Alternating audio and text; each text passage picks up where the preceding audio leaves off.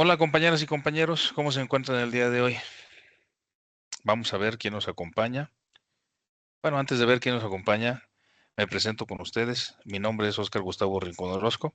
Les estoy saludando desde el bello pueblo mágico de Lagos de Moreno, acá en los Altos de Jalisco. Y bueno, pues espero que se vea bien la pantalla y que se escuche bien el audio. Ya lo veremos un poquito más adelante. El día de hoy, bienvenidos Eloy, Jesús Antonio, Sergio de los Ríos, Omar, Reinaldo, César Octavio y Luis Fernando a este streaming en donde estaríamos revisando un par de lecturas que tenemos como base. Esta es una tarea, les comento que es una tarea para el doctorado que yo estoy estudiando, pero bueno, estaremos revisando un par de lecturas. Una de ellas es retrospectiva del reconocido Horizon Report, un informe de Horizon Report con datos del 2004 al 2020. Y también estaríamos viendo el análisis sociológico del B-Learning o Blended Learning, pues como alternativa formativa para el profesorado universitario. Gracias por conectarse a este espacio en donde abordaremos estos dos estudios. Les platicaré qué es lo que yo veo, qué es lo que yo obtengo de estos dos estudios y sobre todo qué tecnologías están transformando la docencia y hacia dónde vamos, qué es lo más importante, ver y reconocer hacia dónde vamos. Comencemos entonces. ¿Cuál es el panorama del Horizon Report? Este informe del 2004 al 2020, que hoy en el 2025 ya podría sonar obsoleto, pero lo importante es ver qué es lo que ellos tenían contemplado que iba a suceder en los próximos años. Podemos incluso ver si sí sucedió, si ellos estaban bien con lo que estudiaron y vieron. Y bueno, vamos a ver un poquito más adelante que yo les platique cómo sí, obviamente veían correcto y cómo ya llegó esas predicciones a ser una realidad. Estas predicciones tecnológicas se agrupan en tres categorías, principalmente en el Horizon Report. Tendencias clave, aprendizaje móvil, lo que es la tecnología del classroom, mediante el streaming, como estamos haciéndolo ahorita, la analítica de datos, el Big Data, obviamente, pues todo lo que tiene que ver con la educación 3.0 y 4.0. ¿Cuáles son los desafíos que se encontró en estos informes? Brechas digitales. Principalmente hay comunidades enteras que podrían no tener acceso a la cuestión digital. Hay generaciones que no pueden que no tienen el acceso necesario o que no pueden acceder a la capacitación necesaria para esta tecnología. Obviamente la resistencia institucional. Muchas escuelas todavía están teniendo resistencia a la cuestión del aprendizaje en línea, por ejemplo. Y bueno, obviamente el financiamiento, porque pues todo esto cuesta para el docente, para la universidad primero, cuesta para el docente, cuesta para el alumno, cuesta para la sociedad hacer llegar todas estas tecnologías al alumnado y al profesorado también, ¿verdad? Los desarrollos tecnológicos emergentes, pues la realidad aumentada, se hablaba de realidad aumentada, que ya lo vimos hace unos años, y actualmente ya se utiliza en muchas de las disciplinas, sobre todo la ingeniería, la inteligencia artificial, que hoy por hoy es algo súper utilizado y, y mal utilizado también podríamos decirlo, ¿no? Entonces, necesitamos ver cómo la inteligencia artificial, que es lo más grande de la tecnología que nosotros podemos utilizar como docentes para la simbiosis educativa con nuestros alumnos, cómo utilizarla también a favor del alumno, a favor del docente y a favor de la sociedad, porque eso es lo más importante, que todo esto traiga buenas cosas para la sociedad y sobre todo también el aprendizaje adaptativo, como las personas que venimos de la era no digital, de todo lo que era las cuestiones no digitales, cómo nos vamos a adaptar a todo esto, ¿verdad? Por ejemplo, la generación a la que yo pertenezco, que es la generación X, que muchos de ustedes también pertenecen a esa generación, pues nacimos en una era no digital, en una era que era análoga y brincamos, precisamente fuimos la generación que brincó a la era digital. Somos una generación de paso. La generación anterior a la de nosotros, que eran los baby boomer, pues ellos definitivamente, cuando llegó la cuestión digital, pues ya eran personas completamente formadas. Y muchos de ellos, pues sí pudieron todavía brincar, pero otros tantos, pues se quedaron en la cuestión análoga. Y ya después de la generación X, lo que es la generación millennial, la generación Y y la generación Z, pues ya no se diga, ya son prácticamente nativos digitales. Por ejemplo, menciona estos uniformes que hay tecnología, menciona el uso de MOX, la práctica de los BYOD, que son los Bring Your Own Device, los dispositivos móviles con apps que son completamente fáciles y sencillas y sobre todo gratuitas, apps educativas que ya son muy comunes en nuestras aulas.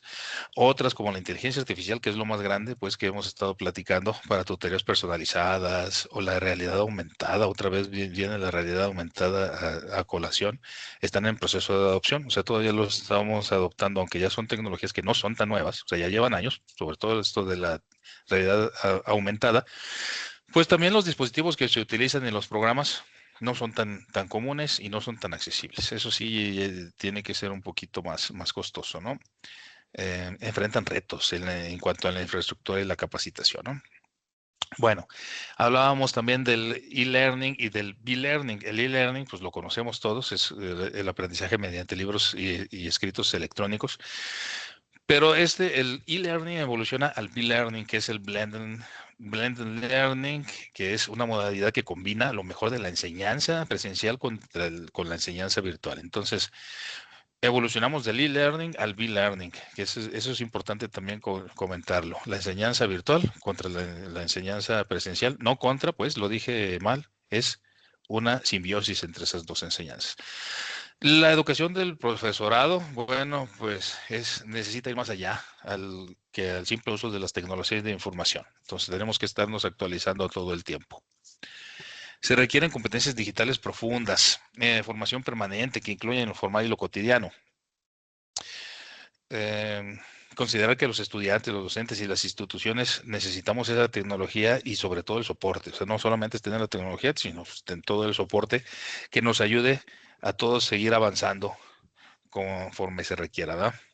Hablamos hoy de docentes con una sociedad 3.0, que también viene en los escritos, hablando de la sociedad 3.0, que trabaja con estudiantes nomads. Este neologismo en inglés, que se puede traducir como nómadas del conocimiento, es decir, todas las personas que ya no necesitan o que ya no les es necesario un docente para poder aprender. Y ya no aprenden lo que otra persona les dice, sino que ellos son selectivos. Ellos aprenden lo que ellos quieren y por los medios que tienen a la mano y pueden incluso hacerlo a cualquier hora, en cualquier lugar y en cualquier momento. Entonces, este escrito del Blended Learning pues, nos lleva también a entender cómo los nomads, que son ahorita una gran tribu en el mundo, podemos también atenderlos y llegar hacia lo que ellos necesitan. Y sobre todo, pues que sea algo interactivo y centrado en el alumno, ¿verdad? ¿Cuáles son los retos que tiene y que podemos ver en estos informes del Horizon Report y del Blended Learning? Bueno, pues la brecha tecnológica. Existen grandes brechas tecnológicas en cuanto a personas, en cuanto a comunidades, en cuanto a instituciones, en cuanto a gobiernos, en cuanto a sociedad, ¿no? Entonces, la brecha tecnológica vendría siendo uno de los grandes retos para tomar en cuenta la conectividad y obviamente los dispositivos, porque no nada más es el hardware, sino también es el software y todo lo que es la cuestión de redes y de Internet. Hay capacitación insuficiente o descontextualizada, o sea, la capacitación debe de ser dirigida a estas nuevas tecnologías, pero pues como son tan nuevas, pues muchas personas todavía capacitan o todavía utilizan por medio de la docencia con tecnología antigua. Entonces necesitamos actualizarnos, que es precisamente lo que estamos haciendo nosotros aquí, actualizarnos en las nuevas tecnologías y nuevas tendencias para poder ofrecerle a los alumnos algo nuevo, y no solo nuevo, pues, sino de mayor calidad, ¿no?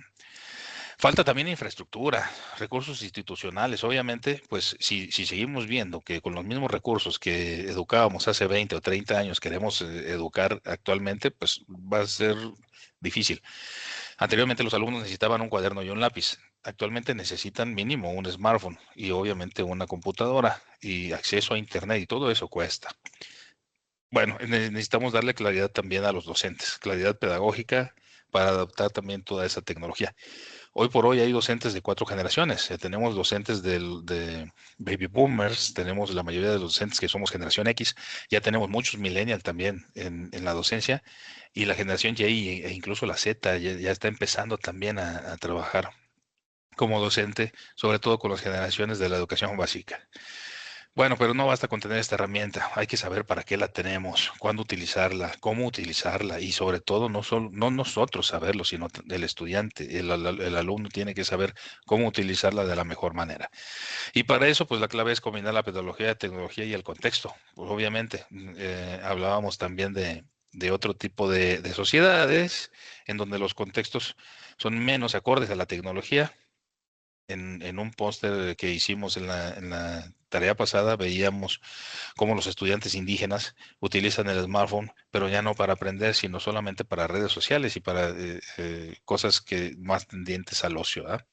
¿Cuáles son las tendencias claves hacia el futuro de esto? Ya para ir cerrando. Bueno, el aprendizaje adaptativo, la inteligencia artificial que ya comentamos, la realidad aumentada, el aprendizaje inmersivo, o sea, cómo nos metemos nosotros a aprender y no esperamos a que el aprendizaje llegue a nosotros, la gamificación como estrategia de motivación, asistentes virtuales y la analítica del aprendizaje. Bueno, ¿estamos preparados para esto? Sí estamos preparados, pero necesitamos prepararnos más. Por eso precisamente estamos cursando este doctorado. Y en conclusión, podemos decir que el panorama de tecnologías en la educación superior es amplio. Es muy desafiante, pero es súper fascinante. Yo como docente les digo que me fascina estarme actualizando y preparando para lo que viene en el futuro. Espero que me queden todavía muchos años en la cuestión de la docencia, pero precisamente para que me queden esos años, pues debo de estar preparado. El futuro de la docencia depende no solo de la tecnología, sino de que los maestros, los docentes estemos preparados para adoptar esa tecnología. ¿Cómo decidimos utilizarla y con qué sentido? Que debe de ser un sentido pedagógico y humano.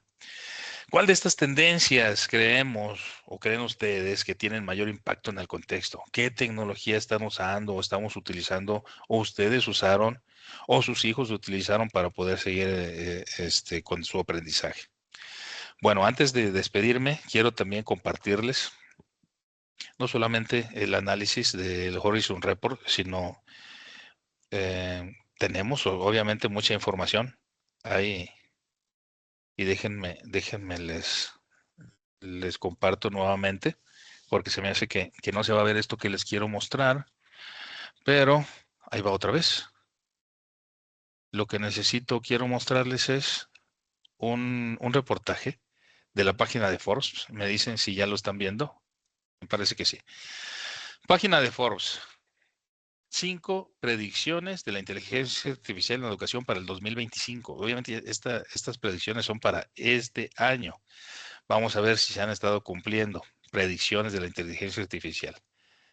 Ejemplo, el ensayo y la escritura universitaria no morirán. Obviamente dice aquí que el ensayo ya no está, obviamente el alumno está recurriendo a la inteligencia artificial para hacerlo, pero nosotros como docentes debemos de aprovechar y decirle, ok, utiliza la inteligencia artificial, pero después pues lo vas a bajar, lo vas a leer y me lo vas a explicar.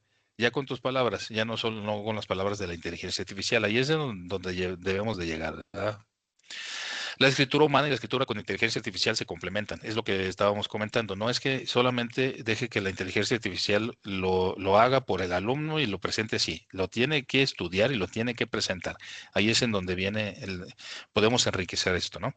Y la escritura seguirá siendo una habilidad crítica, claro, pues nosotros seguiremos utilizando la escritura para poder tener esa habilidad crítica tan necesaria en nuestra sociedad del día de hoy.